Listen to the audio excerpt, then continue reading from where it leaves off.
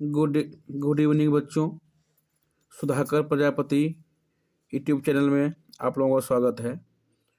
आज हम लोग change of active to passive voice में पढ़ेंगे कि एक्टिव वॉइस को पैसिव वॉइस में कैसे बदला जाता है। कुछ हमारे जो इम्पोर्टेंट रूल्स हैं पहले इनको जान लेते हैं। पहला रूल है, एक्टिव वॉइस का ऑब्जेक्ट पैसिव वॉइस में सब्जेक्ट बन जाता है। जो एक्टिव वॉइस का ऑब्जेक्ट होता है पैसिव वॉइस में सब्जेक्ट बन जाता है। जो दूसरा हमारा रूल है, एक्टिव वॉइस का सब्जेक्ट पैसिव वॉइस में ऑब्जेक्ट बन जाता है तथा उसके पहले बाई का प्रयोग किया जाता है। जब हम एक्टिव वॉइस का जो सब्जेक्ट है पैसिव वॉइस में ऑब्जेक्ट के रूप में लिखेंगे तो उसके पहले हम बाई का प्रयोग करेंगे। उसके बाद हमारा जो तीसरा रूल है, इसमें ये लिखा है, एक्टिव वॉइस की क्रिया पैसिव वॉइस में थर्ड फॉर्म में बदली जाती है। तो एक्टिव वॉइस की क्रिया है, जब पैसिव वॉइस बनाएंगे तो उसको थर्ड फॉर्म में बदलेंगे। इसको अभी हम एक आपको एग्जाम्पल के माध्यम से समझा रहे हैं, समझने की कोशिश करना। जैसे यहाँ पर एक उदाहरण लिखा है, रीमा रीड्स अ बुक। तो यहाँ पे जो रीमा है ये सब्जेक्ट है, मतलब करता है, इसको डूअर भी कहते हैं। रीड्स जो है ये हमारी वर्ब है और अ बुक जो है ये ऑब्जेक्ट है। ये लिखा है एक्टिव वॉइस। जब इसको हम पैसिव वॉइस बनाएंगे तो क्या करेंगे, इसका जो ऑब्जेक्ट है वो सब्जेक्ट बना देंगे पैसिव वॉइस में। ये पहले हमने लिखा अ बुक, अ बुक को हम बनाएंगे पहले, यहाँ पहले है। उसके बाद ही हमारा प्रेजेंट इंडेफिनिट टेंस है, इसमें हम इज एम आर यूज करते हैं। तो क्या लाए, इज। इसके बाद वर्ब की थर्ड फॉर्म जो है वो रीड लिखा है।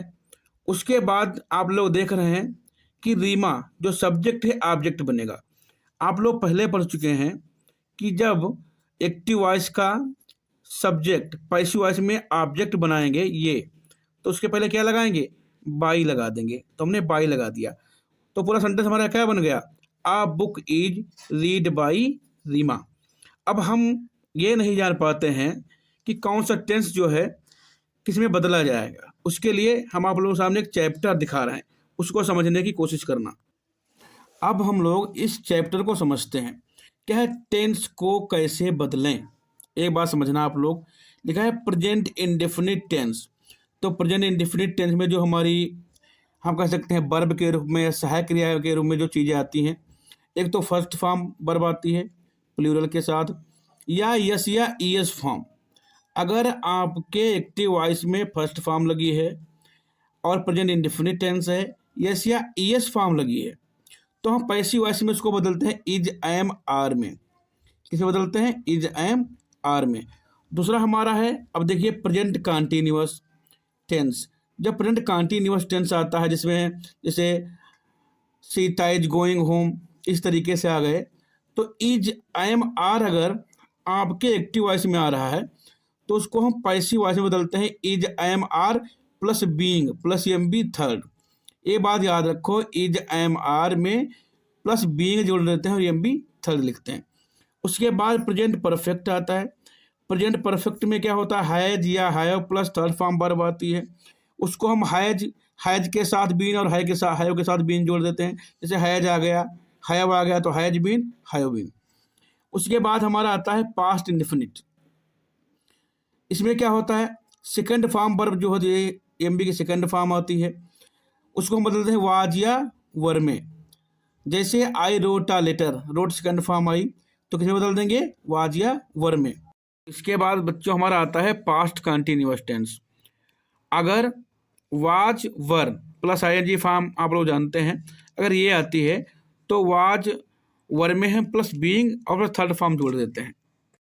फिर उसके बाद हमारा जो आगे आता है ये है पास्ट परफेक्ट टेंस। इसमें हमारी एक सिंगुलर वर्ब होती है, सिंगुलर सहायक क्रिया होती है, had plus M B third होता है। तो यहाँ पे क्या करेंगे, हैड में बीन जोड़ देंगे, हैड बीन हो जाएगा। अब उसके बाद हमारा जो टेंस है फ्यूचर इंडेफिनिट टेंस। इसमें हम आप लोग जानते हो, इसमें will, shell plus first form verb का प्रयोग होता है। इसमें हम क्या करेंगे, शैल और बिल अगर आ रहा है तो हमें खाली बी पैसिव वॉइस में जोड़ना है और एम बी थर्ड लिखना है। फिर आगे इसके बाद हमारा आता है फ्यूचर परफेक्ट, क्योंकि फ्यूचर कंटिन्यूअस की पैसिव वॉइस नहीं बनता है, क्योंकि विल बी और शैल बी मान लो उसी की सहायक क्रिया से अपने में जोड़ लिया तो वो तो बनेगा नहीं।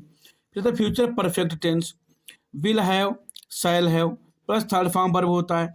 अगर हमें पैसिव वॉइस बनाना है तो क्या लिखेंगे, विल हैव बीन या शैल हैव बीन। ये सब्जेक्ट के अनुसार बदलती हैं, जैसे आई आ गया तो शैल हैव बीन, कोई और अन्य सब्जेक्ट आ गया तो विल हैव बीन। फिर उसके बाद में हम देखते हैं सभी मॉडल वर्ब्स के बारे में। ये हमारी सभी मॉडल वर्ब्स हैं, मतलब विधि सूचक सहायक क्रिया, शुड है, वुड है, कैन है, मे है, मस्ट है, कुड है आदि अन्य भी हैं। तो क्या करते हैं, मॉडल वर्ब प्लस बी हम क्या लगाएंगे, इधर मान लें एक्टिव वॉइस में शुड आ गया तो हम क्या, जब पैसिव वॉइस में क्या करेंगे, शुड प्लस बी जोड़ देंगे। फिर जो हमारी वर्ब है उसका थर्ड फॉर्म लिखते हैं। तो यहाँ तक आप लोगों को समझ में आ गया होगा। एक बार इस पूरे चैप्टर को हम देख लेते हैं। पहला क्या है, प्रेजेंट देख लीजिए, उसके बाद ये सारा समझते रहिए। यहाँ तक हम समझ चुके हैं। अब इसके बाद आप लोग ये देखिए कि इसी आधार पर हमारा ये पैसिव वॉइस बनाया गया है। तो बच्चों, अगर आप लोगों को कोई शिकायत है, कोई कमेंट करना है तो आप ज़रूर बताएं क्या क्या समझ में नहीं आया, और अगला जो इससे संबंधित वीडियो है वो हम बाद में बनाएंगे। धन्यवाद, आप चैनल को देखते रहें।